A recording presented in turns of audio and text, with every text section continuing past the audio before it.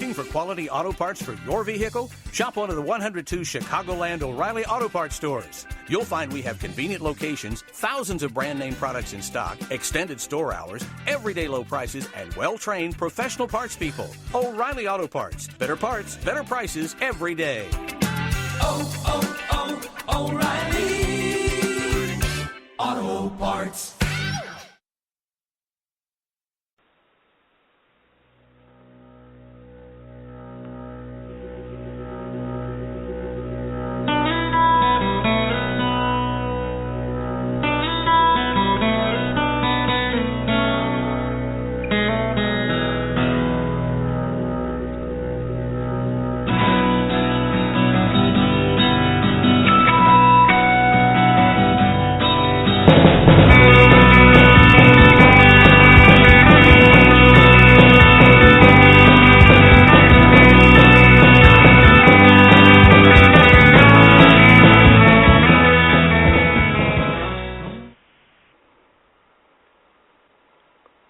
Get connected with Take Two Radio on Facebook or Twitter at Take Two Radio. For email updates on future shows, follow at Blog Talk Radio. For previous episodes, upcoming guests, and more, visit Take2Radio.com. And good evening, everyone. Welcome to Take Two Radio. I'm Pam, your host. And it's a lovely day in my neighborhood, but my co-host says he's all wet. Hello, David. Yes. Hi, Pam, and yes, I am. It is pouring outside like crazy. It was actually and really I'm in a nice nice in dry Chicago home today. Well, that's a good thing. We wouldn't want you outside getting all wet during the our little chat here. Well, today we're going to be entertained by some really talented gentlemen. We have three guys joining us that are in the entertainment industry. The very first one that's going to join us will be Brian Hurwitz, and he's the creator, writer of the Hulu series South Beach, as well as many other projects, of course. And then in a little while, we'll be speaking with Josh Caldwell, and he's the director of the series, who is also a producer and a writer. And last but not least, joining us will be the award-winning actor Jordi Vilasuso, who stars in South Beach. And, of course, many of you know him from his other gigs like Guiding Light and All My Children and The Glades and all that good stuff. So we're going to go little by little. So first one up is going to be Brian, but let's hope your call stays on. All righty. We lost you there. Just for a second. You can never tell these days. I know. And, you know, that's the beauty of technology, and that's also that damnation of technology. So we never know what's going to happen. Double-edged sword. Unfortunately. Yeah. Well, thank you so much for joining us today. We're very, very pleased to have you with us. And thank you. And David and I, of course, watched South Beach from beginning to end and absolutely love it. Oh, my God. Oh, well, thank you. And very we gratifying are waiting, to hear that. Yeah, we are wanting the world to see it because it's very well written and produced and directed. And, of course, we love all the stars in there, and we're familiar with a few of them before we even watched it. And one of them, of course, being Jordi Vilasuso. And Jacqueline McInnes Wood, and I hope I say her name correctly because I'm not quite sure. It's McInnes, right? McInnes, yes. Okay, good. And she's a treasure, yes. Good, okay. All right, so how did you, well, you know what? I was going to start out with a question about when you were growing up, what you want, if you knew you wanted to be in the entertainment industry. But since David found a very interesting tidbit on you, I'm going to start with that. And that tidbit and that tidbit happens to be your actor's reel on Vimeo. My actor's reel? Yeah. Did you see that? I don't think so. My acting experience is really limited to just the work I've done in grad school, unless, of course, we're talking about a couple of appearances I did on South Beach, which I'd be hard-pressed to point out because I'm just a face in the crowd. But we saw your face on this Vimeo. Huh. And it has your name. I would love to see this real. Somebody might very well be out there impersonating me. Wow, no. It's your face. Yeah, well, I'll tell you what. Here's an even funnier story. I'm not sure if it still holds, but if you go to Wikipedia and you type in Brian Hurwitz, there is a brilliant British philosophy professor or theology professor, I believe it is, at Oxford, who is also credited with some of the lesser work that I did earlier in my career, which I thought was quite a compliment simply because I hope old friends look up and say, look, it's that. Brian's a professor at Oxford. I knew he was a smart guy. I knew that. Yeah, I saw there was. Either. Oh, my gosh. Oh, my God. That's funny because we watched it, and, I mean, we were laughing and cracking up because it was pretty funny, so I would imagine maybe it's from back in the day. You know, I got to tell you, I have a fantastic headshot that my wife likes to lord over me when I had frosted tips and all from my very early days. But, no, I've never really done any acting. I think somebody's trying to hijack my identity. I think we're going to have to send you this clip. You're going to have to send it to me. I'd love to see it. Yeah, definitely. We got to do some investigation here. That's pretty funny. All right, well, let's go back to that question then. When you were growing up, did you always know you wanted to be in the entertainment industry, or did you have, various things that you wanted to do? I always loved to write. I came from a fairly conservative background where entertainment wasn't really a popular career choice. Certainly I was surrounded by it. I went to high school with a lot of kids that parents were in it, but my family wasn't in any way associated with it. My mother and father were in business and technology, and they pushed me into the same sector. So honestly, I always loved to write and had been doing it my whole life, but it wasn't until I got out of college that I decided to dedicate my life to it. Well, you said in your bio that you read some bad poetry. I can't imagine it was that bad if you like to write, or was that the beginning of your writings? Oh, you're being all too kind. It was far worse than bad. It was putrid, but hey, I mean, we all got to start somewhere, and I was determined not to write what I knew. I thought that my background was really boring, and I got out of college and decided to do it Hemingway style and kind of experience life as opposed to going to law school or getting my business degree like so many of my classmates. I wanted to experience a few things before I actually committed to any sort of decision. As I was experiencing them, I realized I liked my voice. And I thought that was more important than anything else, the fact that I thought I had something to say as opposed to waiting for other people to recognize it in me. So after a good deal of struggle, I just kept on writing. And, if not for a few very fortunate breaks and one or two wonderful individuals, I would probably still be the best-looking bartender in Los Angeles. Yeah. Well, I also read in your bio, of course, that you received a BA from Wesleyan. Is that how you say it? Yes. Wesleyan University. Yes. And mentioned a political career. So what did you want to do in politics, and do you think that has helped you within the entertainment industry? Absolutely. One of the most important things in the industry is something they can't teach you in film school, tact. And that is the watchword for Washington, which is really Los Angeles East. It's a wonderful town full of wonderful people, all working their own sort of machinations, and it's fascinating, and I loved it. I just realized the level of commitment that other people had already showed to it when I got down there was not something that I was willing to give. I didn't love it that much. I needed to find something that I loved enough. And if I kept at it, they'd kill me, because that's just like Hollywood. Killer be killed business, and they'd have killed me. Yeah, that's politics, too. Oh, yeah. Well, I would bet anything that your bartending skills have helped you within the entertainment industry. Yeah, again, learn how to talk to people and listening. You got to listen. That and make good drinks for the bigwigs. Yeah. I had made more than a few, and, also learning to control yourself when you're sitting across the bar from a superstar or one of the most brilliant directors in the history of film is certainly cause for celebration when you can hold it in.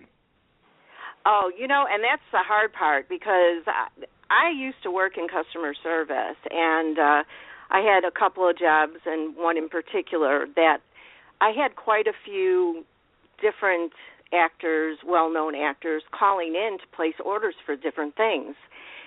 And, they would say who they were when I would start taking their information. I think, is this really that person, And I'll never forget the first one I had was Lorenzo Lamas.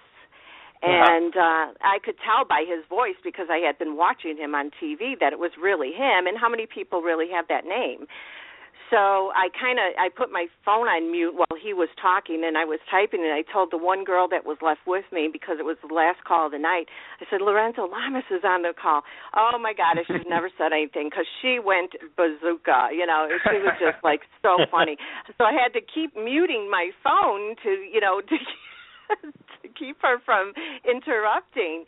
But I finally broke down, and I said, I have to ask you if you are the Lorenzo Lamas, because, my friend here is going crazy. And he says, yes, I am that person. So,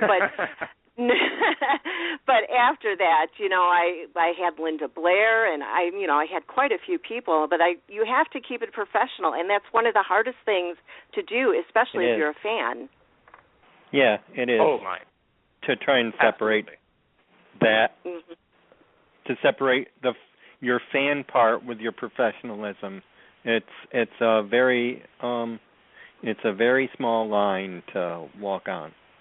Oh, absolutely. I always reasoned it in my head that I simply didn't want to meet them as a fan. I wanted to meet them as a colleague, and I would hold it in until I was on set.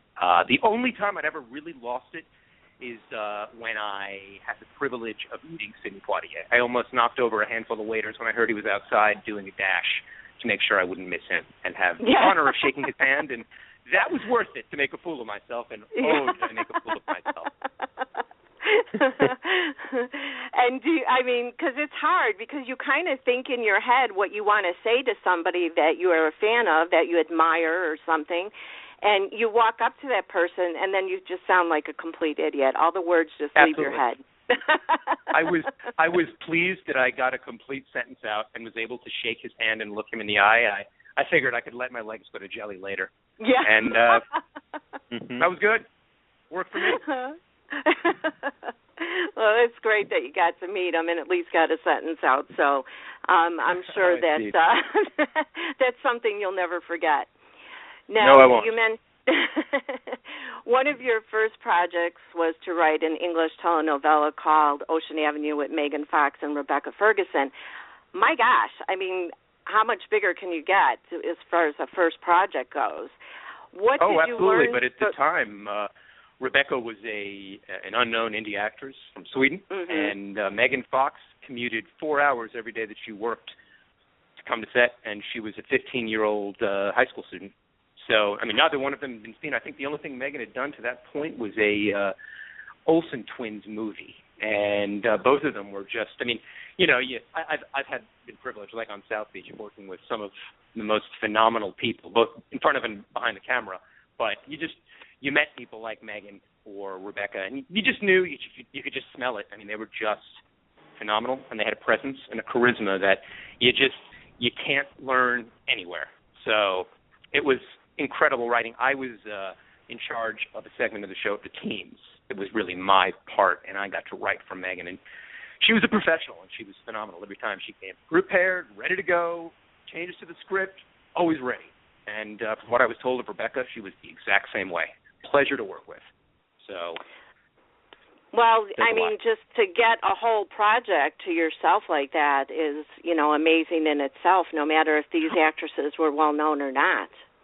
Oh, absolutely. I was I was one of two writers, and the other writer was lucky to work with Rebecca. But yes, for me, Megan, I had all the teams. I had about 8 to 10 kids that I was writing consistently for, and it was also as good a boot camp for a writer as exists, because words like soap opera or telenovela, they have such a pejorative shadow hanging over them, and that they're always relegated to the bargain bin of entertainment. But really, it's incredible writing done by incredible performers that are ready at a moment's notice, that know 100 pages. all of our actors memorized so many lines, and had to shoot so many scenes back to back. It was the same thing with Ocean Avenue. It was phenomenal cutting my teeth on it. writing episode 87, and they'd be shooting 32 downstairs and tell me that they were 6 minutes short, and Dylan and Kayla were working that day. I had 1 hour to write 6 pages. Episode 36, which I wrote 5 months ago, go. So wow, it was fun. I mean, you know, high-pressure situation, but it was as good an experience as I could have possibly hoped for, and the executive producer of the show, Bill O'Dowd, also the executive producer of South Beach, was, I mean, that was a friendship that I made that changed my life. So I couldn't have asked for a better experience. Exactly, and that carried with you over to now, and you know what to do when you're in a bind like that. Your brain probably works faster, I would imagine, by now. Absolutely. I see people running around screaming, saying, oh, my God, we're 2 pages short. No problem. How long do we have? Half hour. No problem. It's like Dustin Hoffman in the movie Wag the Dog. This is nothing. So, no problem. Well, since then, you've done quite a bit of work within the industry, including creating South Beach, is what we're here to talk about. So where did the idea come from? Where was it filmed? Tell us about it. It was filmed on location all over South Florida, mainly Miami. And it was funny because I actually initially created the idea when I was working on that show, Ocean Avenue. The executive producer specifically had asked me to come up with something that he knew I'd bartended, and he requested that I maybe can come up with something that had some sort of musical equivalency of a soap opera to it. And I thought that it was a phenomenal idea, and on top of which my real true passion is murder mysteries. As I tell all my friends and family, I usually don't watch any television show unless somebody gets killed.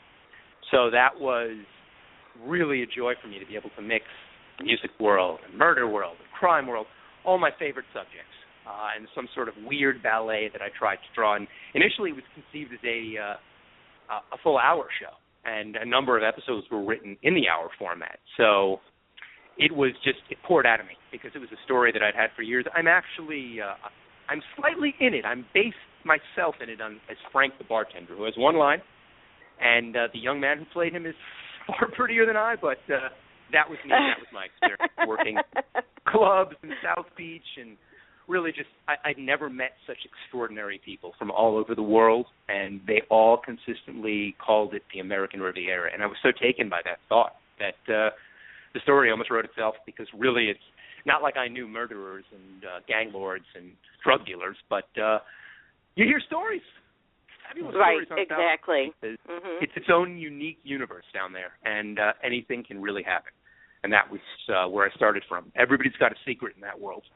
Sure, everybody's got a secret everywhere, but you don't necessarily want to hear the secrets of people in Sacramento or Des Moines or, I don't know, Kuala Lumpur, as much as you want to hear the secrets of people on South Beach. So that's what attracted me.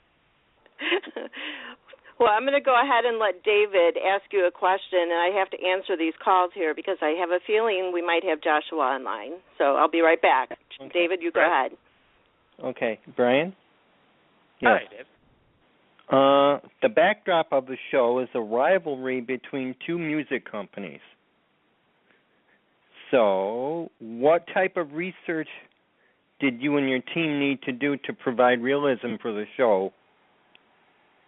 Oh, to start with, we talked with just so many musicians, music executives, people in that world about their experience, on top of which the Bill O'Dowd had really a lot of dealings with those same types of executives in other arenas he works in the entertainment industry. And those insights were invaluable to our writers' meetings, and I was able to go and implement them in the script. And he was always able to tell whether something was coming off as false.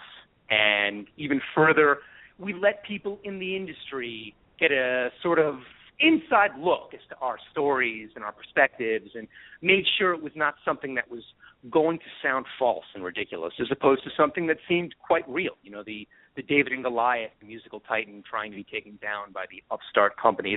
It's a classic sort of setup. But in terms of the music world, just like any other world, it has its own idiosyncrasies, and we really relied on a lot of research and a lot of friends and a lot of researchers to try to tell us whether or not a storyline had veracity to it or whether or not it was just absurd.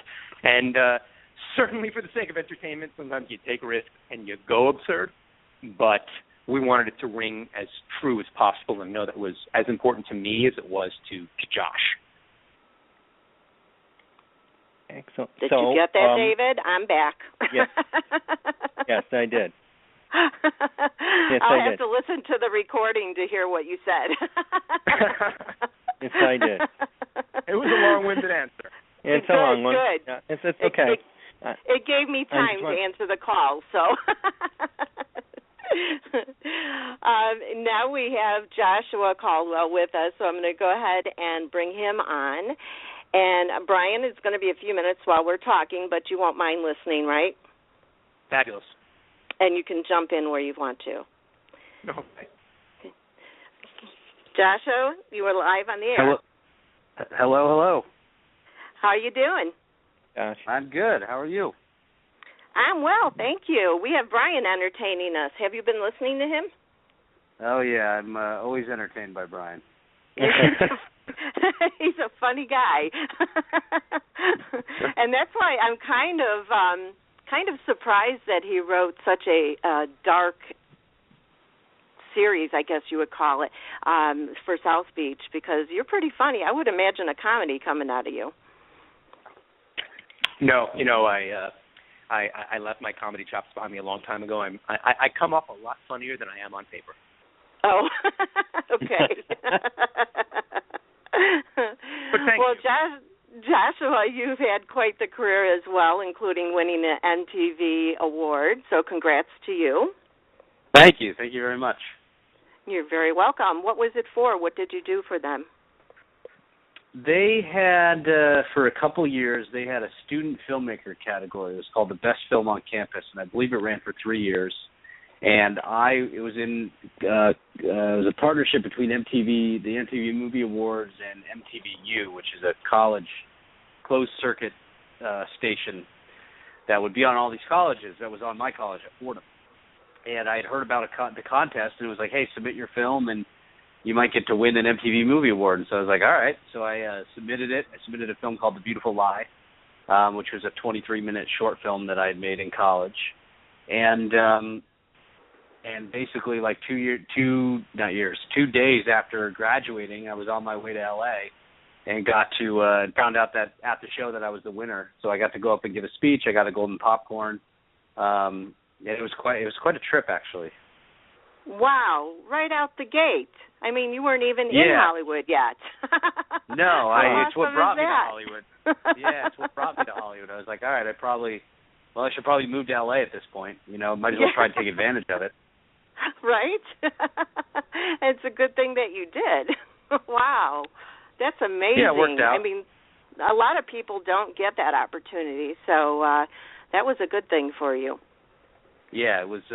It's at this point, it's become more of not a novelty, but a little bit more of like a fun thing to show around, and sort of, I sort of can look back on it with a lot more fun than I did at the time, in terms of the benefit, how much of a benefit it's been to me. But it's a cool thing to have on my resume. And a lot of people knock the MTV Movie Awards. They have Best Kiss and things like that. But for me certainly, and I assume the other 2 people that ended up winning years after me, it was a really awesome, exciting thing, especially because it was all based on public voting. So right, it was all about how can you get people to vote for you. Wow, that's amazing. Well, again, congratulations. That was an awesome thing for you. You're welcome. Anthony E. Zucker, the creator of the CSI franchise, has called you one of the best-kept secrets in Hollywood. I'm imagining that's years ago. But that's another huge compliment and something to check off on your list, considering how successful that franchise is. I mean, what did that mean to you? Were you, like, in awe?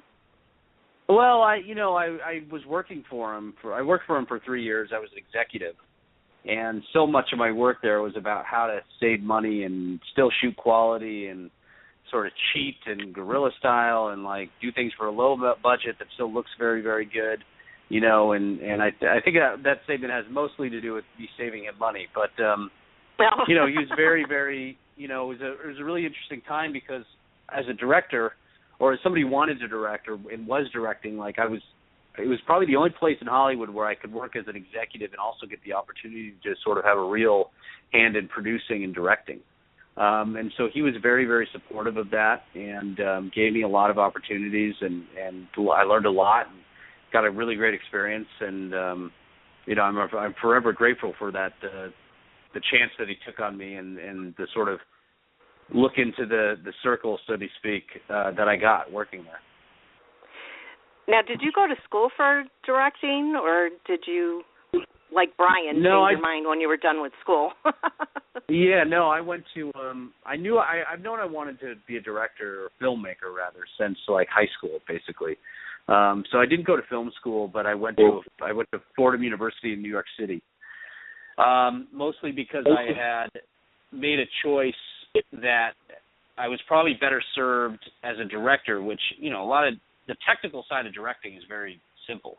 But it really takes practice, and a lot of it also takes, your own life experience. So I heard Brian mention that as well, which is, so much as a writer or director, the technical aspect of it can be learned fairly quickly, but the mastering of it takes time, and it takes, it takes experience, and it takes, so much of directing is just telling stories, and if all you do is watch movies and sit in a room and you don't get out there and experience life, how do you tell stories about life?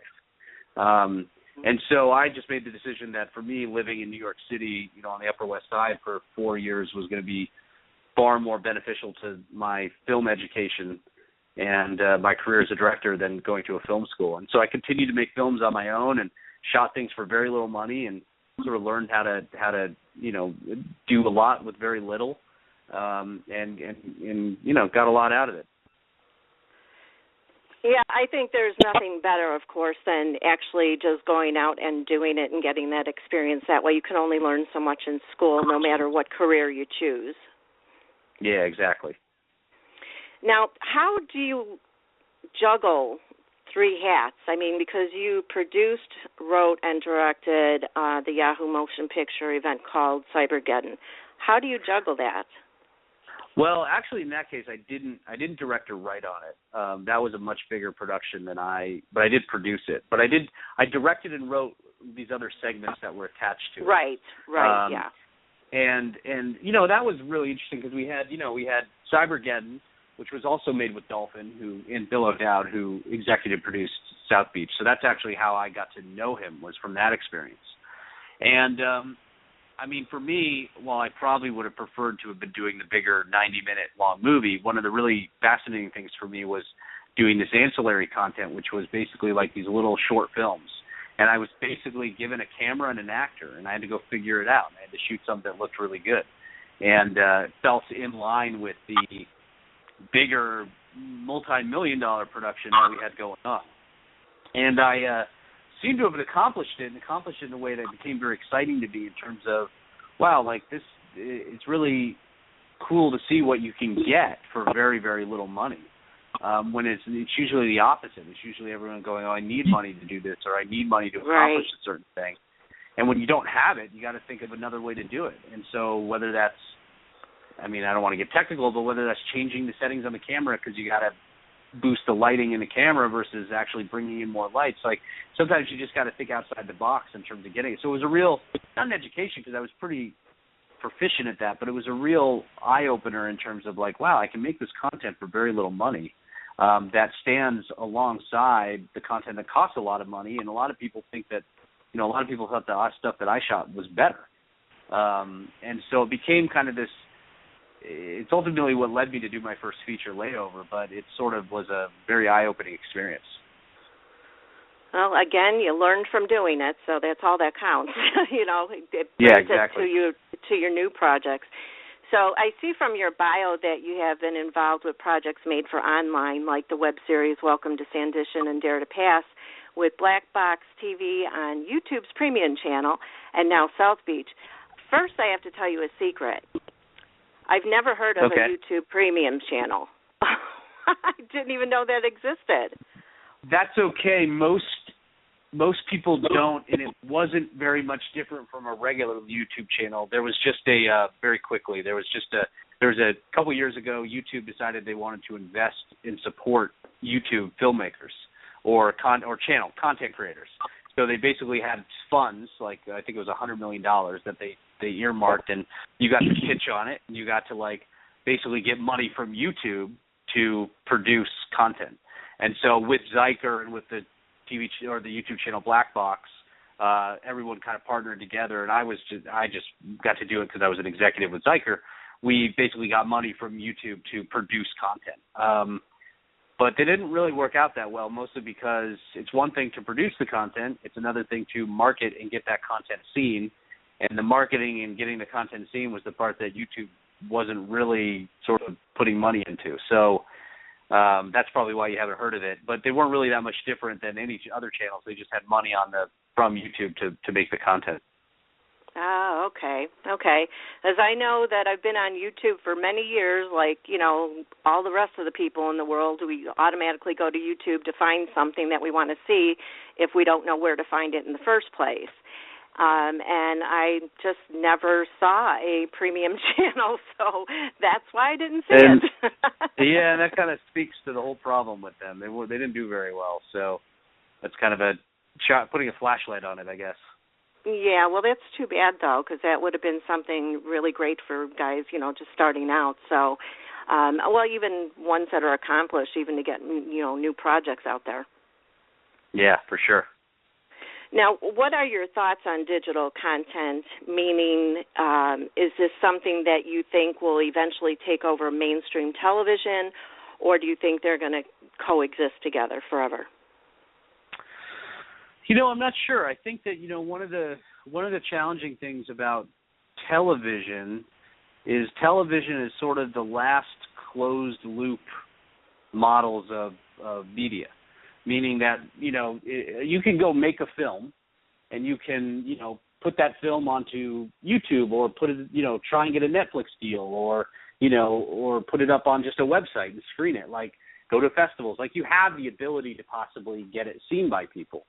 Same with digital. You have the ability to put up on YouTube, and if you can get people to see it, great. But, like, if you want to see something of yours on television, it's very, very difficult to make that happen without creating a licensing deal or whatever. So, they kind of control the means of production, distribution, that whole thing. They're supposed to be separated. They're not really. And, at some point that's going to fall because we're just starting to see you're starting to see that sort of fragmentation happen. You're just starting to see a lot of people cutting cable. You're starting to see a lot of, especially millennials and younger people watching most of what they get on their iPhones, and so I think at some point it is going to break. At some point it's just going to all be digital. It'll all be digital anyway. You're not going to always be watching stuff on your computer. You're going to watch it on your TV, but you're just going to it's going to be through a Hulu app or through a Netflix app or through a YouTube app or through individual channels where. Like Anthony Zyker has his own channel or Joshua Caldwell has his own channel, and you're going there because you want to watch the stuff that I make and not have to sift through a bunch of other stuff. So I think we're definitely a ways off from it. There's just too much money tied up in TV, and there's a pretty good, there's such a stronghold on it. But eventually stuff will start merging, and you're just going to have hundreds of thousands of channels instead of hundreds. Oh, my gosh. But I think it's been great for sort of it's certainly been good. More opportunities for more writers, for more directors, right. For more actors, But I think the biggest challenge, and to a degree, we certainly face this with South Beach. The biggest challenge is it's one thing to get it made, and one thing to get it up onto a channel or a platform, and it's another thing to get people to watch it because so many people some people only watch stuff on iTunes. Like, it's not on iTunes, I'm not watching it. If it's not on Netflix, I'm not going to watch it. And so that aspect of it cannot be discounted, which is the marketing. You wonder, you hear about how movies spend so much money on marketing, $100 million on marketing, but then you stop to think, okay, but think of the hundreds of television channels that they need to buy airtime on. Think of the hundreds of websites. It's so fragmented now that in order to get even a fraction of the audience they used to be able to get when there were just 3 TV channels, they have to spend so much money because it's just this bombardment. They need to just get it out there. And so it's really challenging, I think, for smaller shows or smaller web series. It's one thing to hear about the ones that take off and then they get signed, they get to do a TV series. That's there were 20 others that didn't work. And I've done a couple of them where it's like, just you can't seem to get the traction. You think it will. You think you created something that was viral, and it just doesn't quite hit, and you don't really have the funds to really promote it and get it out there in a way that helps it succeed. So that's always going to be the challenge regardless. In fact, it might even become more challenging, as it goes on. Yeah, and there's one thing, too, with it, everything being so fast-paced these days, you have to have a hit basically from the first episode.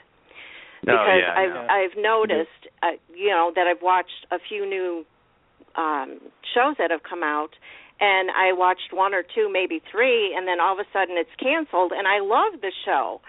But to me, they're not giving other people a chance because there is so much out there to watch for the show to grab hold to more of the audience.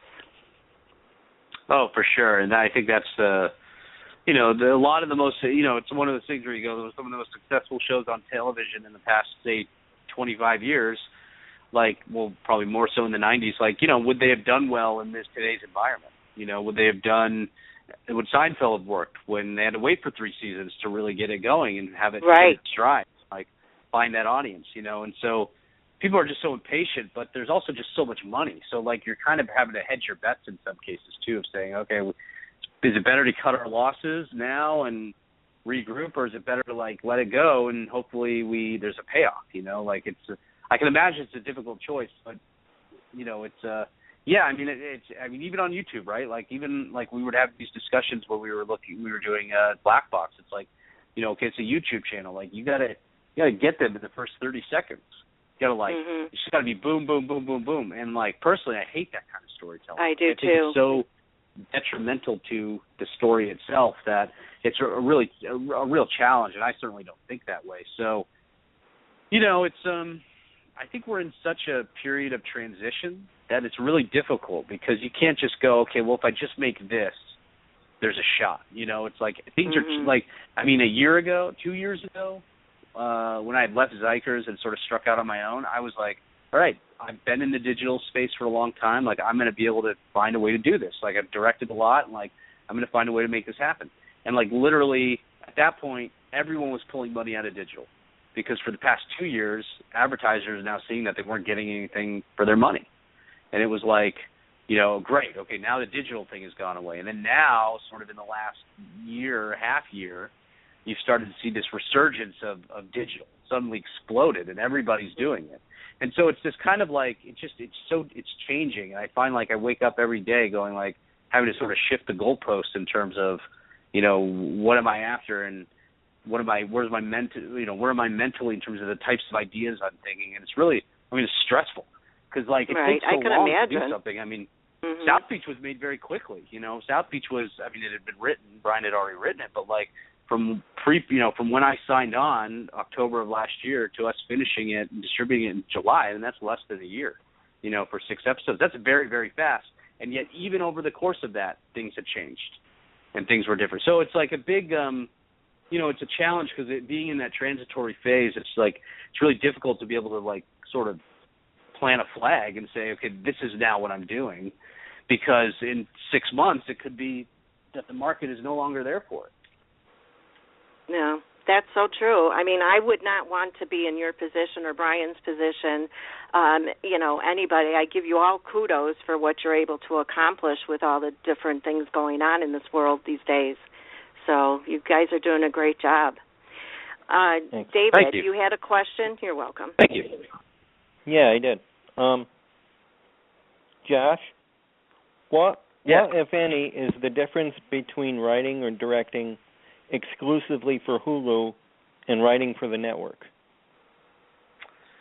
Well, in this case, as I understand it, we were sort of operating under a licensing deal. So Hulu had agreed to distribute the show, but we weren't sort of working directly with them to make it. At least I wasn't. Kind of everything that I, had sort of I addressed through Bill, which the nice thing about that was it felt like we were kind of off. We were off in Florida making this thing, and we had a lot of sort of freedom for us to be able to say, oh, well, do you like this? Do you like this? Do I like this? And as long as it fell within these certain parameters around the deal that Bill had negotiated, we were free to do it, Whereas, like, I think that if you were trying to do something for a network, I mean, again, one, there's more money, so obviously there's more risks, so there's more involvement. I mean, at Zikers, I was privy to a lot of the TV development, a lot of those. I mean, we would sell shows and go through that process, and it was just like, I mean, it's like at the end of the day, everyone and their mom is involved in telling you, giving you notes and all this stuff, and it gets noted to death. And I think one of the sort of really nice things about the way this was shot was it was basically myself, Bill, and Brian kind of making decisions and deciding what was the best way to go. So there was a lot of freedom in that, and I think that, like, for me as a filmmaker, that's sort of key, because not that constraints aren't good, but, like, it often depends on who's providing the constraints. Is it somebody that understands the creative process? Do they get it? Are they just saying something to say it? A lot of times you get notes just because, like, the exec wants to say he gave a note.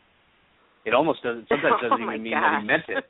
I mean, so much. Brian knows this. Like, so much of sitting in a room is trying to figure out, like, is this a real note or is this a fake note? Like, do I still need to address this, or is it like I can go, oh well, we tried, and he's going to go, okay, that's fine. Like, a lot of times it's just like they need to feel like there's value there, because they're essentially a middleman.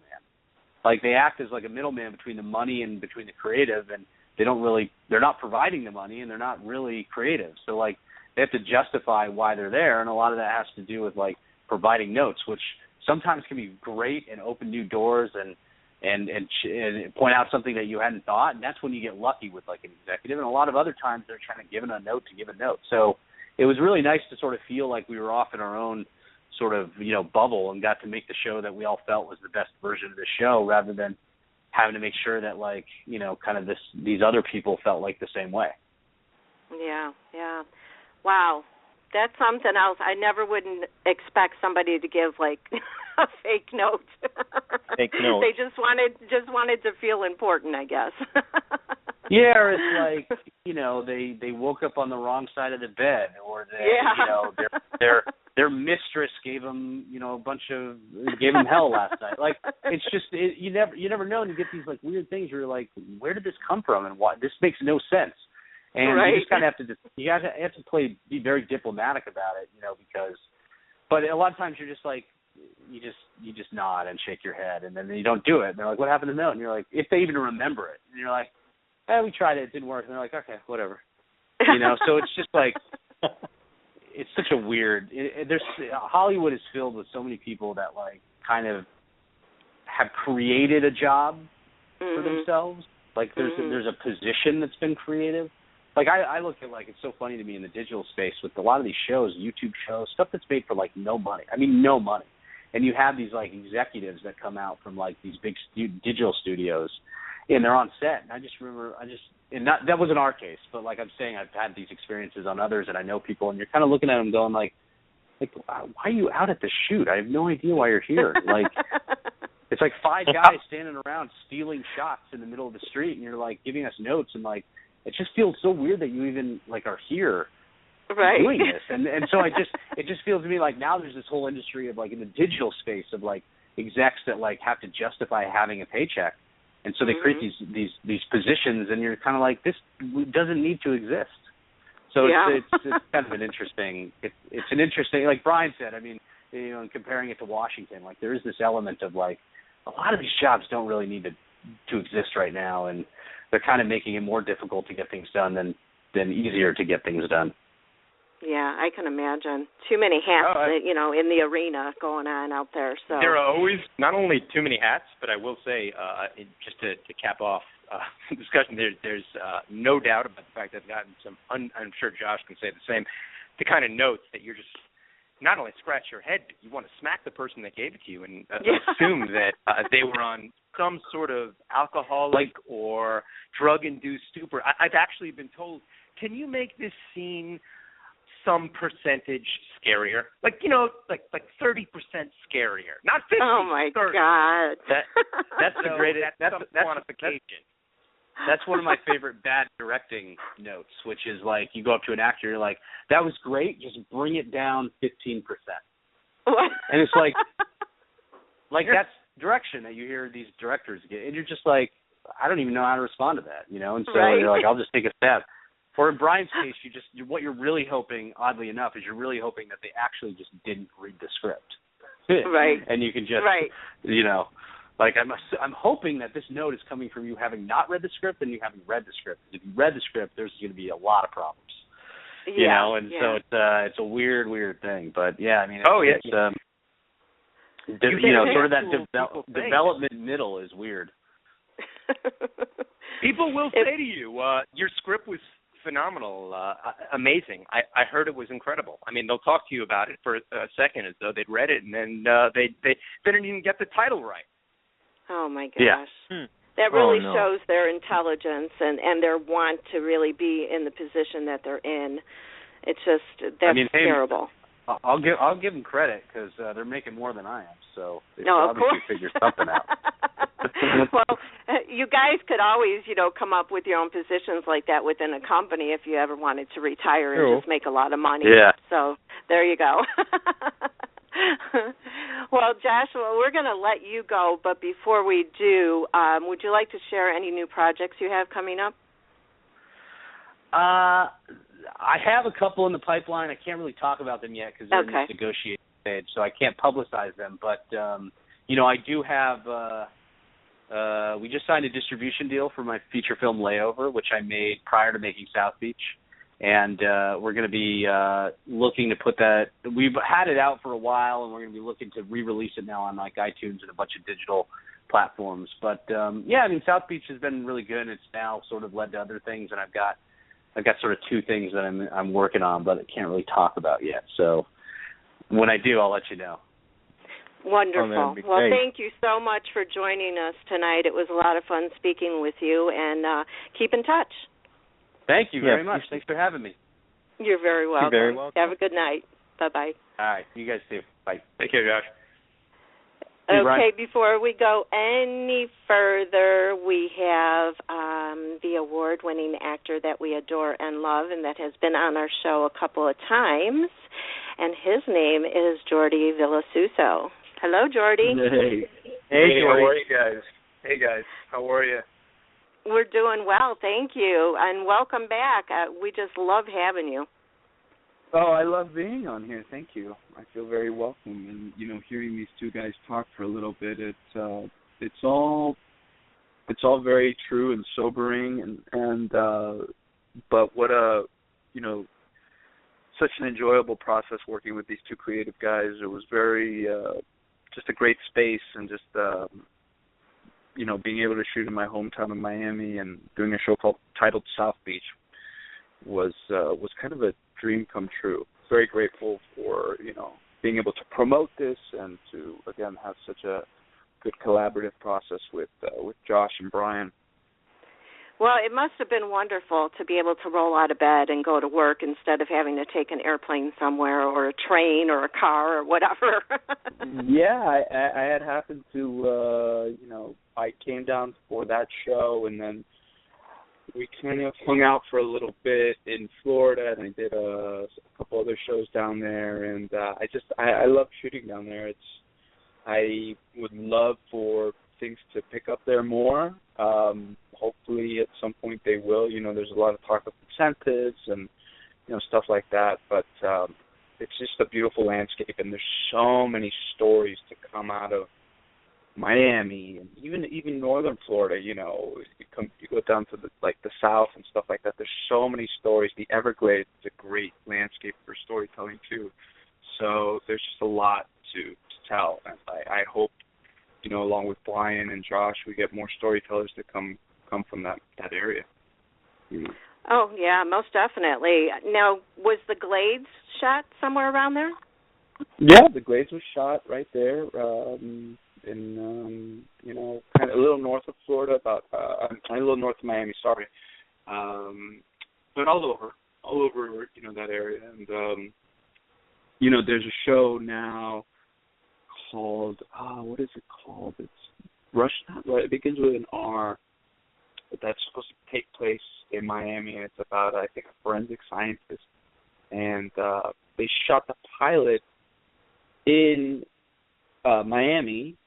And I guess the catchphrase is called murder and something else in Miami. And unfortunately, since the incentive wasn't available in Florida. They're shooting this story that's supposed to take place like a lot of other shows like CSI Miami in LA. So. Oh, okay. Yeah. It's but the one of Glazers shot there. Go ahead. Mhm. No, that's all right. Go ahead. The Glazers shot there, or South Beach and Graceland. I shot a couple pilots down there as well for USA and FX too. So yeah, there's some stuff, but again, it's like these guys were talking about. It's really dollars and cents at the end of the day for these productions and these networks, and what makes more sense is the bottom line, and they're always going to kind of it's one of the most kind of cliched but true catchphrases of what we do is it's called show business, not show art. Mhm. So that's the game. Yeah, definitely. Well, it's nice to see that you've been pretty busy since the demise of All My Children, both on ABC and of course online, even though you weren't on the online one. But I was for a little bit actually. I did for a little, yeah. A little bit, but the thing was is that I had been in Florida and I had booked the Glades, and I said, look, I'm only going to be able to do this recurring, and they weren't able to finish the contract. So, but and it's unfortunate because I know that they were trying to figure out what to do with All My Children, and my hat goes off to Prospect Park and everybody who was involved, because I know they were at least trying to do something with such a great brand, such a there were, like, when I started in daytime, there were 10 daytime soap operas. Now there's only 4. Mm-hmm. And that was 15 years ago, So well, it's unfortunate. I recently added a page to my Take2Radio.com and asking people what their favorite soap opera was or is, either current or canceled, and why. Why did they love that show so much? And sure. I actually looked up to see how many soap operas were on from the start of Soap Opera Land, and there were 27 of them. Yeah, sure. I almost fell over. I could not believe that there was so many at one point. I mean, well, not all at the same time, but, throughout the years. Sure. So that was unreal, and then breaks my heart that there's only 4 left. So it's kind of nice that we get to watch things like South Beach, and I thank Brian for coming up with that because it is sort of a soap opera type thing. Yeah, it is, and hopefully it gets picked up for more episodes because I think there's a lot of interesting story that can be told, and a lot of I wasn't really able to intermingle in the first 6 episodes, but hopefully, as kind of was told to me later on, I will be kind of, the character of Isaac will be intermingling with the other characters. So, and I was very excited because I really enjoyed the character and it was like from the first time I read the script, I was like, oh, I have to do this. I hate to interrupt, Jordi, but I will say there's no question, simply because there are, I counted roughly about, in terms of speaking characters, there's 22 speaking characters on the show that have recurring roles, and it was, without a doubt, Isaac was one of my 3 favorite characters, and it just, every time I sat down, it was a pleasure to write, and you see so many different actors and so many different incredible ways the character could go, and as one of my favorite characters, I couldn't have asked for a better portrayal than Jordi. So, Jordi, not going to kill you. Thank you. No. We appreciate that too as viewers because we love Jordi. So. Yeah, we do. I think Jordi is universally loved, so we can assure he will survive for a while. And the executive producer and the consulting producer and I have planned out the entire run of the show, and we know exactly where it's going, how it's going, and when it's going. And Jordi does play a rather integral role, so we have plans for you. Love it. That's great to know, and I'm sure Jordi's happy to hear that too, right, Jordi? I am. Elated. I am. Such a turn for you, though. I'm sorry? It's such a turn for you to play such. It's so opposite of what we've seen. So it's a treat to watch. Really for me, when I first started out this career, it was really like from a young age, I was like, man, if I could play all different types of characters and be part of different stories, but really for me, my dream was always to have kind of a spectrum, of characters to play, from the leading man to the gangster to, a doctor to, the hero, whatever. It's just, and when I was, when you're given that, you really kind of want to rise up to the occasion because, in a lot of ways, like, actors and a lot of people are kind of put into a box in this business, which, at the end of the day, the boxes are great because you can actually really enjoy playing one character your whole life and make a lot of money and bring a lot of joy to a lot of audiences and people. But, for me, it's very exciting to be able to put yourself out there in different ways and embody different, and go through different experiences and things that people usually, oh, wow, I would have never seen him in that light, and kind of surprise people. If you're able to do that, I think that's part of... Well, I think that makes it more fun for you as well as, being an actor. You don't want to really, some people do, but I think most of them want to play different roles, different types of characters. Yeah. So they don't get bored. Right, exactly. That's very true. And escape the typecasting. Yeah, exactly. Mm-hmm. And Isaac was not boring at all for me to play. It was just, we worked, I don't know if these guys told you, but we worked, I think we shot like 150 pages in 15 days, Brian? Is that true? Like something like that? Yeah, it was roughly about that. And we worked really fast and hard, and everybody was just very diligent, and it was great. It was just fantastic. We got lucky with the crew. Everybody was just on it and ready to go, and they showed up knowing that we did not have the luxury of saying, hey, if we go over, we go over. We need an extra couple of days, we'll take an extra couple of days. That's always the beauty of filmmaking. I've heard all sorts of stories of how Martin Scorsese shoots, how Spielberg shoots, how Kubrick used to shoot, and at the end of the day, it's when you're making lower budget fare, it's you're racing against the clock and trying to get the most for your money and the bang for your buck. So you want to showcase your talent and your work, and you go. And we were lucky to be blessed with actors that got that, and a crew that got that, producers that got that, a director that got that. So we hope it all came together on the screen. Yeah. Absolutely. Yeah, and that's where Jordi's and Jacqueline's experience being on a soap opera comes in handy, because you guys are used to working fast-paced and with a lot of pages and doing one-take scenes. Yeah, that's true. That's part of the thrill of it. And listen, it's a lot of stuff like this. You read about what Brian was talking about, like Scorsese and, these guys who just burn film, and film is now, I don't think anybody really still shoots some film unless you're I don't know. But, digital, there's a luxury to digital because you can shoot a lot of it and it doesn't cost. I think it costs a fraction of what it is for film, but it's still fast-paced. Every production that I've been on,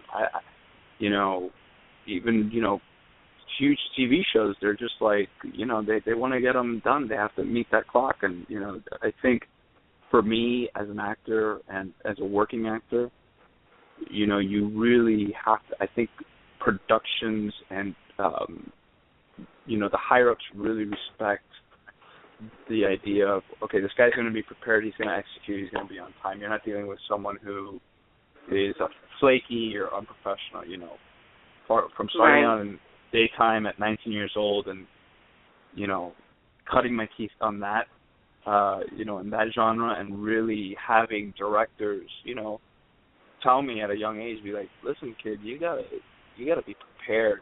You know, I still remember Brian Murtis, who was actually a teacher at Juilliard, and he was one of our 5 directors on Guiding Light. He came up to me, and he's like, listen, you know, and I was just starting out and kind of figuring things out, and he's like, you have to be completely off book when you show up and just really, really ready.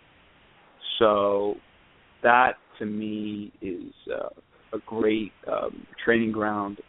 I love daytime. I think daytime is just, it's fun. You can have a life. It's a 9 to 5. It's a very consistent, you know, work schedule, and you really kind of, you know, a lot of ways, like, you know, you do a TV show, unless it gets picked up or unless you're a regular, you develop like a bond with these people when you're there and you're part of a family, and I really enjoy that because it makes working so much more organic.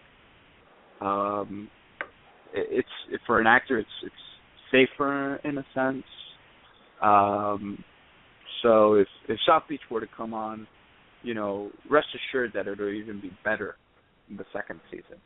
You know, I'm sure like that's part of the. I feel like the acting, everything will kind of, and these guys already have it mapped out, so it can already be, you know, I think something to look forward to if and when that happens. You know. No ifs in that. It's only when. We're going to be when, positive. Right? No. Right. I was about to take the if out. I was like, yeah. But you're right. When. Absolutely. Well, Jordi, for those listeners that are not familiar with South Beach yet and your character, why don't you go ahead and tell them a little bit about your character on there? I play Isaac Santero, who works a little bit in the underbelly of the Miami crime scene. I would say he envisions himself as a businessman who, you know, I don't think he really sees the difference between people in the record business per se, because those are the people that are in the story, and what he does, because everybody has to justify what they're doing. So and that was kind of the approach I took. I didn't think he was like this. I think he was just a guy who was came from very humble beginnings, and you know, from you know, kind of an impoverished background, and had to do some things to kind of acquire the more you know, things that were more associated with the higher classes of Miami. And I think that he's really skilled at what he does, which is kind of making people do what they don't want to do. But, you know, at the end of the day, he'll do whatever it takes to make them do it. And you get that really, I think, in the first scene, you know. Definitely. Definitely. And then he's very he's got a single vision. He's very tunnel visioned. It's funny, I was at the Apple store the other day, and I was there with my wife, and we were just looking at the Apple Watch.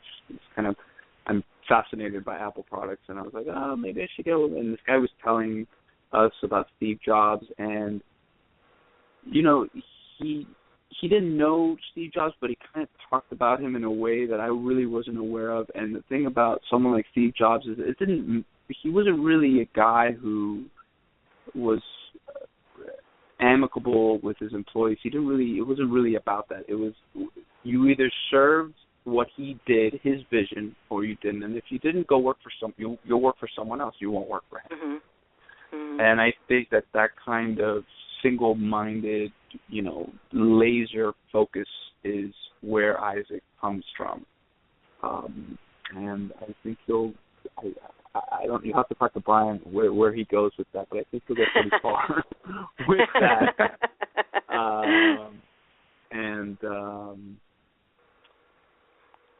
And you know, and again, I think, and another thing that I think he knows, like, if he were to sit down with you and have a meeting with you about what have you, I think he would have you profiled before. I think he knows so much about who he's dealing with before he actually has that meeting, that he's educated in that way, you know. So he doesn't take really that kind of, you know, lightly. Right, exactly. He's going to do what it takes. Latino Michael Corleone. That's kind of how I wrote him. Yeah. Preternaturally smart in exactly what he's doing and understands the market and demand and is willing to make the sacrifice for himself and his family. Mm-hmm. Yes, I totally agree with that.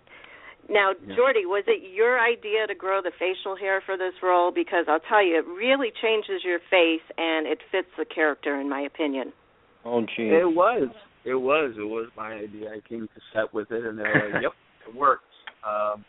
I've tried facial hair for a lot of different characters. I did another show called Fashion House years ago, and I grew out like the thing. I was like, "Nah, that's not going to do it." I think, and there were like different shapes, and what the common comment was, "Oh, you're like a young, most interesting man." You know, the guy who does the Dos Equis commercials. That was kind of the shape, and I didn't even realize that wasn't what I had gone through. But I kind of messed with it a little bit, and then I just kind of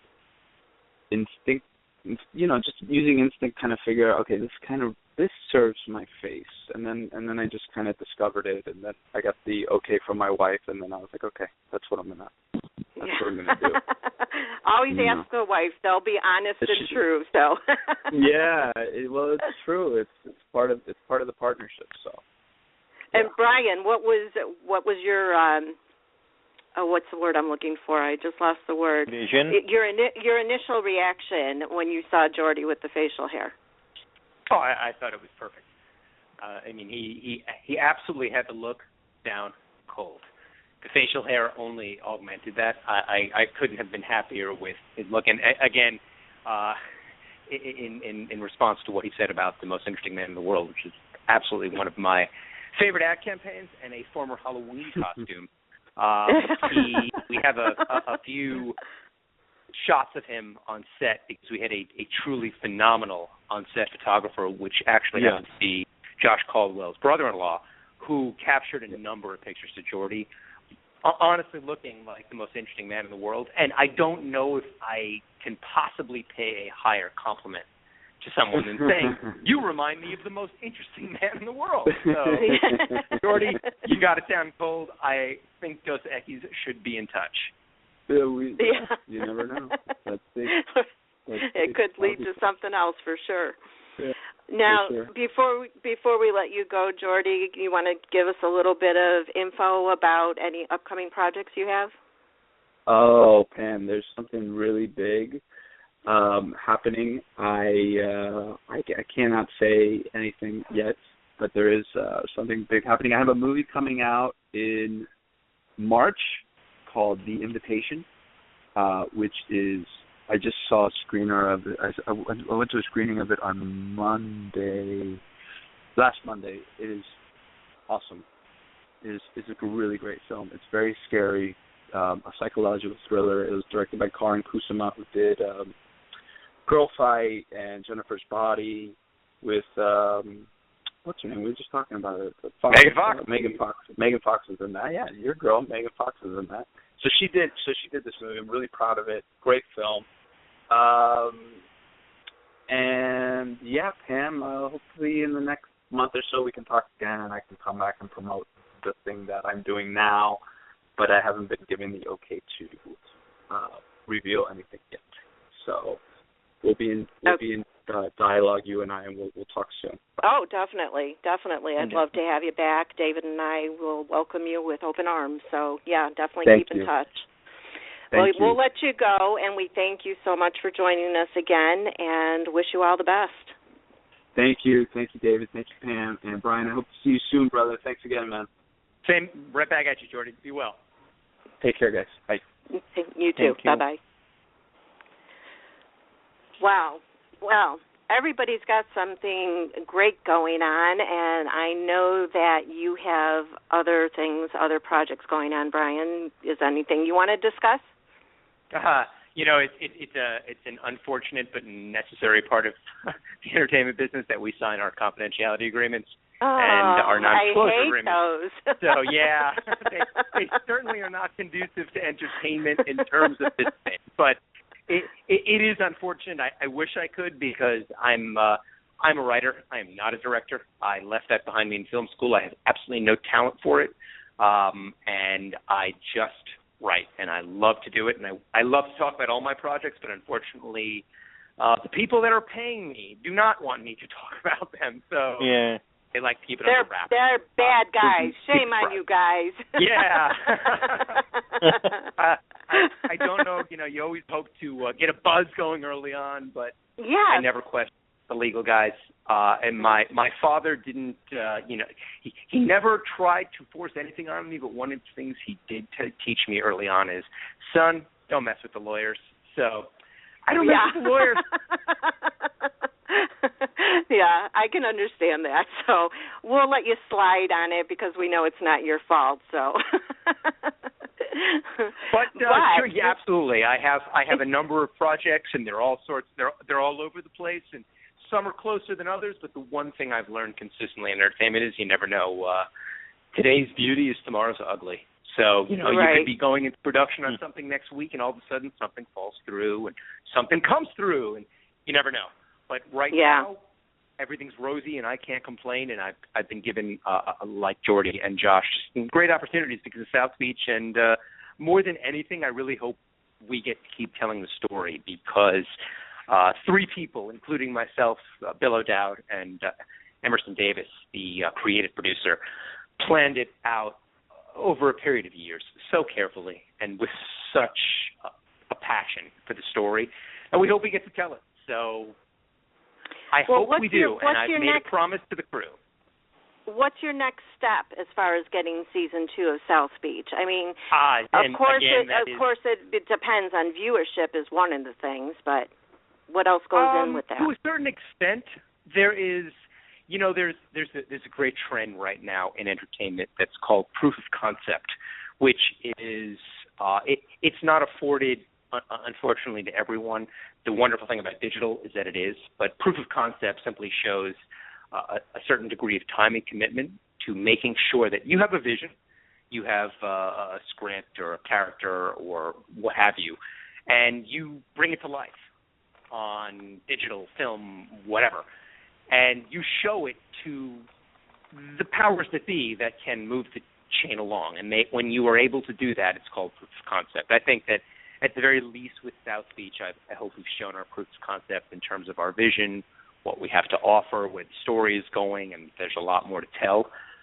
Again, I'm unfortunately contractually bound, but there are lots of talks going on right now in terms of interest for a season 2, but in terms of the venue and how it's presented, is it the same way? Is it different? The story's always the same. The actors, the people, the environment, the look would be the same. It's simply, is it on one channel or another? That I couldn't answer yet. But I will say this, it's all been, as I said, very carefully planned out, and they have had me sketch every step of the way. And I've been busy actually crafting outlines, so hopefully they come to fruition. Well, we have all our fingers and toes and eyes and legs and everything that you can cross, we'll cross for you. Well, thank you. Well, because we definitely want to see this come to fruition, either, on Hulu or one of the other channels on cable or regular TV, mainstream TV. It's got to be somewhere. And for our listeners, you've got to watch it on Hulu, and you'll see what we mean by saying that. It's just a phenomenal series, and it needs to grow. It needs to come out for at least a couple more years.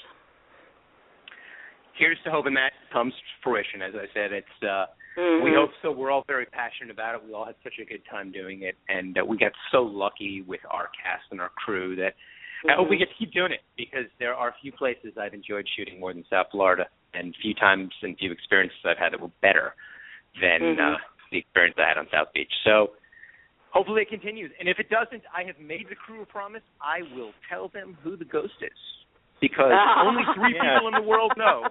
And we have carefully guarded that secret. I know, that definitely is a carefully guarded secret. Oh, yeah. Nobody knows. No. Not even my wife. So, no, you're kidding. Secret to keep. Oh, Mari doesn't know? Difficult secret. She does not know, and that has been a very tough secret to keep from her. Oh, my God. She is a persistent young woman. So, yes, she will probably be the first person I tell at some point, when I am given the charge to do so. But as it is now, no. I keep those things tight down.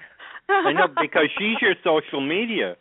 Well, Absolutely. I was going to say, yeah. I mean, you got to keep her in the loop, and you got to keep her happy, because she is, like I called her on Twitter yesterday, a promotional beast, and I said, I mean that in a good way. She's got your back, dude. Oh, there she is. Does. You know, it's funny. Recently, somebody had asked me, "Where's your favorite place in the world?" And I said to them, to be honest with you, it's either wherever my wife is or Paris. Aww. Ends of the day. So there is no question about that. She is my greatest champion and my number one fan, and I don't even imagine doing anything until she approves of it, because I trust her taste. Yeah. So she's wonderful. It's a blessing. She's so very absolutely, sweet. I look forward to telling her. Can you imagine with all of that how hard it is to keep the ghost from her? Yeah. Oh, my gosh. I can't even imagine. I would sleep with one eye open, because she'd probably be bending over looking at you and saying, you know, okay, he's asleep now. Let's see if we can get him to sleep talk. So there have, you know, it's funny that the three of us that know, particularly for myself and for Emerson Davis, the other creative producer, we've had to train ourselves in all sorts of states not to answer that question, because people have, particularly my wife, have tried to ask me when I've had a few drinks. So who's That's so funny. But yeah, I can't even imagine being in your position. I'm a good secret keeper, but you know, to keep it from your wife, But David does have one more question for you before we let you go. Yeah, I do, Bob. Okay. I want to know, can you tell us anything about your book? Oh, my book. You know, it's funny. I have always loved prose writing. When I was in college, I wrote a novella. Simply, I used to be extraordinarily industrious, and I was just determined to get things done, and this was a vestige of my love of writing. And I sought out a professor to sponsor me so that I could get some credit for it, and I wrote a novella. And ever since, I've been writing in the same style. I'm really into staccato. I'm really into dark. I would say my greatest influence would probably be Arthur Conan Doyle, just in terms of the crafting of a mystery and the look of Tim Burton. And I love young adult literature. I think that it is, for me personally, as a writer, my teen years were my most painful and most difficult to get through. And I sometimes wake up in a cold sweat, swearing that I was about to walk into some junior high school classroom about to take a test, and I cannot tell you the relief when I wake and say, I know, it's okay. And I wanted to take a departure from that. So I invented my own world. I invented my own characters. I invented my own sort of dialogue. And it's very Tim Burton, Ed Gordy-esque in a dystopian landscape, but I don't want to say that and take anything away from the beauty of the world Suzanne Collins or the Maze Runner created. Mine is just, as I said, it's Tim Burton. It is a dark, grim murder mystery involving teenagers in a Tim Burton landscape. Unfortunately, as well, I'm bound contractually because I've been very lucky. An early interest has been shown, and they've sealed up the fact that I really can't say anything more than was agreed upon before. But like I said, wow. It is. Well, you know what? That's a good thing for you, though. I mean, like we said, we'll let you slide with that because it's sure. all good because you do have a contract before anything's even out there. So well, you know, it's also funny. A lot of writers simply just they believe in the karma of a project, and if you talk about it out loud, it's almost like when Native Americans had their picture taken, you take the soul away from it. Yeah. I know a lot of writers that refuse to talk about works in progress simply because they would be terrified to rob it of its spirit. Partially that, but also the fact that, you know, I'm so carefully guarded as well because the number of emails and I would say overall responses on occasion I've gotten from very angry people who managed to track me down and accuse me of stealing this or stealing that simply because writing is something that so many people love to do. and take very personally. And if anything, Hollywood won't even take any unsolicited manuscripts anymore out of fear, again, of the lawyers, because you happen to read something, and then 2 years later you come out with something even remotely similar. That's right. And that leads to court. So it's a terrible situation for the creatives, but the best advice we always get is shut your mouth. That's it. Yeah. And wasn't it Tim Burton that had one of the movies out where their lips were sewn up? So that's kind of like what you got to do. Symbolism couldn't possibly be better. Absolutely. That is exactly what you got to do. You sew your lips up and just, again, while we were on set for South Beach, I must have been approached by every single person on the crew, from PA to craft services to other producers, with their own personal theory on who the ghost was, why they knew they were right. It was usually accompanied by a wink, and you don't have to tell me. It's like, I know, and I'll walk away. Because, you want to know, but they know you can't say. So what are you supposed to do? There you go. You're right. Okay. Yeah. I won't say it. It kind of reminds me of people that will buy a book and read the first page and then go to the last page to see what happens and then go to the middle of the book. And I've never been that type of person. David knows how much I hate spoilers. So I have to read from beginning to end. So I'm willing to hold out and wait to see what comes about. I thank you too. I am that same exact person. I must know the exact MO of start to finish. I can't know the killer. I need to know why he killed. So thank you for being along for the ride. I hope I make it worth your while, and I hope I get the chance to make it worth your while. I truly believe that you will. Will you ever get on social media? It's funny. I have a private Instagram account, and a very dear friend of mine and I made a bet years ago after a production company she works with bought a script of mine. And she said, if I can get this made, you have to get on Facebook. And I said, the day you get this made, I will sign up for Facebook. And according to her, that day is approaching fast. So as soon as it happens, no one will be happier to join Facebook than me. Okay. We're going to hold you to that. And you have my solemn vow.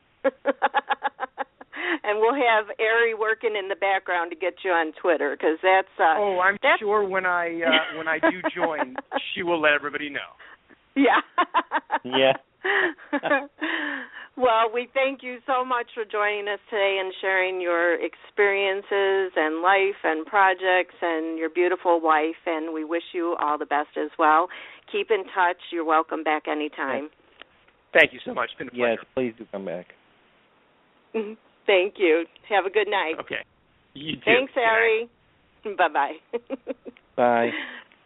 Well, even though Brian is not on social media, you can follow his phenomenal wife, who is so big with promoting South Beach, and I'm sure any other of Brian's projects that come about. And she can be followed at Ari, ARI, _Hurwitz, HURWITZ. You can follow Joshua Caldwell on Twitter at Joshua _Caldwell, and that's CALDWELL. And Jordi is on there as well, and that's at Jordi Vilasuso, and that's JORDIVILASUSO.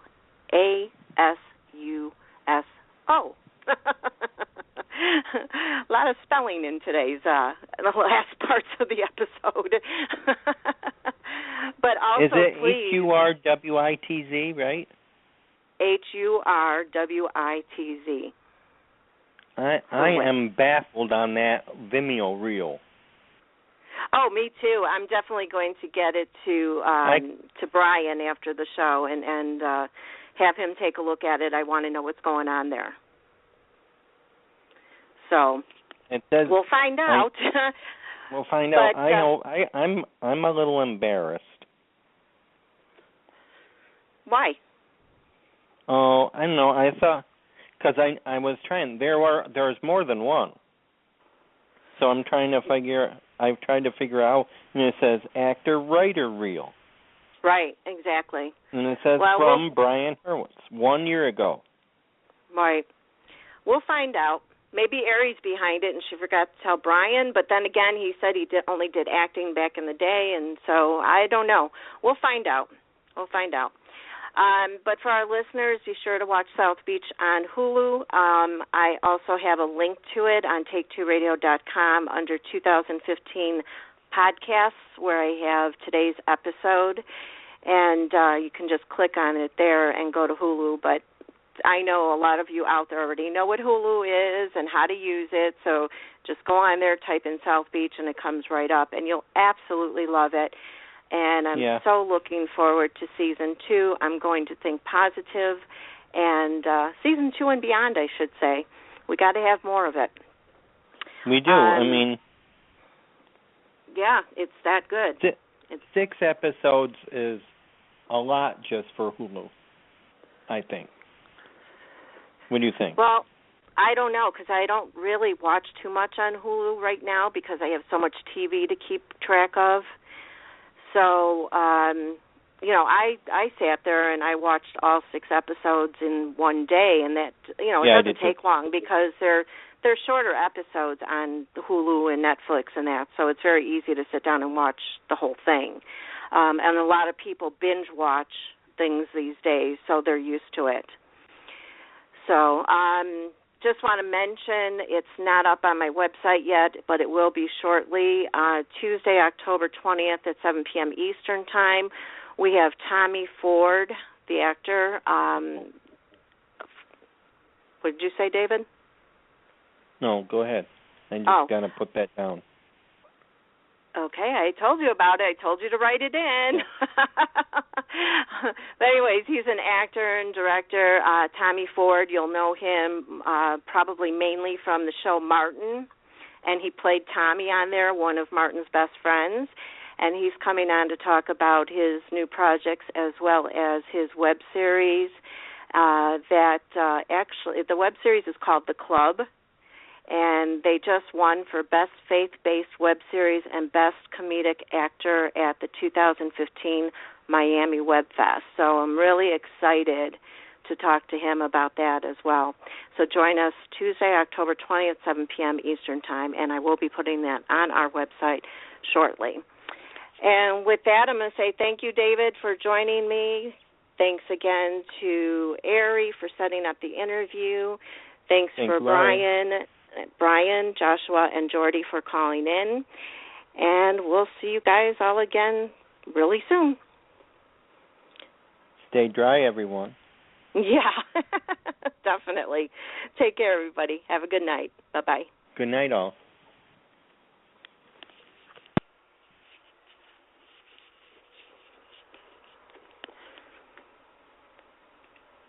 Well, I pressed the button for the information to come up, and it's not coming up, so I don't know what's going on here. Let's try that again.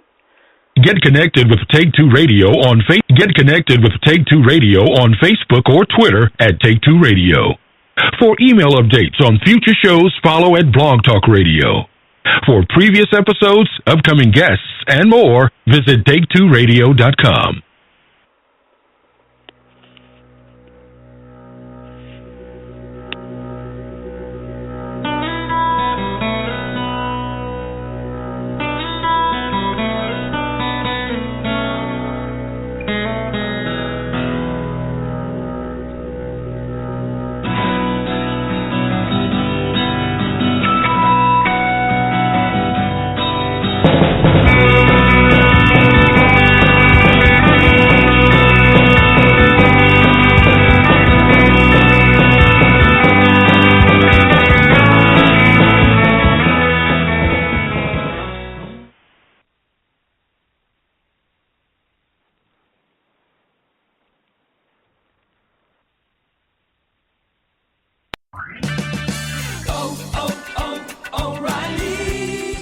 by any of the 102 Chicagoland O'Reilly Auto Parts stores, where you'll find everyday low prices on the parts you need to keep your vehicle at its best. Our guaranteed low prices ensure you're always getting our best deal. In fact, we'll match any auto parts store's price on any like item. O'Reilly Auto Parts. Better parts, better prices every day.